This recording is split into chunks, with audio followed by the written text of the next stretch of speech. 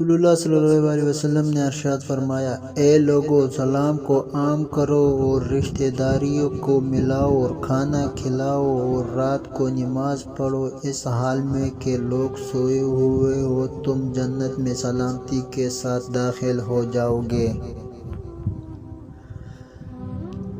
رسول اللہ صلی اللہ علیہ وسلم نے فرمایا، جس گھر میں مہمانوں کو کھانا کھلایا جاتا ہے وہاں خیر یعنی رزق، برکت اور بھلائی اتنی تیزی سے پہنچتی ہے جتنی تیزی سے چھری بھی اونٹ کے کوہان کی طرف نہیں پہنچتی۔ رسول اللہ نے فرمایا، مہمان اپنا رزق ساتھ لاتا ہے اور میزبان کے گناہ لے جاتا ہے۔ تم سب مل کر کھانا کھاؤ اور الگ الگ ہو کر مت کھاؤ، اس لیے کہ برکت سب کے ساتھ مل کر کھانے میں ہے۔ جو شخص کسی مسلمان کا پردہ رکھے گا، اللہ تعالیٰ قیامت کے دن اس کا پردہ رکھے گا۔ بہترین عمل وہ ہے جو مسلسل کیا جاتا رہے، چاہے وہ کتنا ہی تھوڑا ہو۔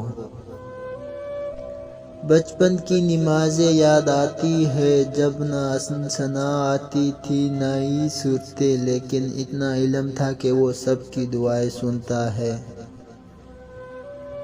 وقت فجر، یہ ٹھنڈی ہوائیں اور ہر طرف گونجی ہوتی اذانیں، یہ سب اتنا حسین ہے تو جنت کتنی حسین ہوگی، اور تم اپنے پروردگار کی کون کون سی نعمتوں کو جھٹلاؤ گے۔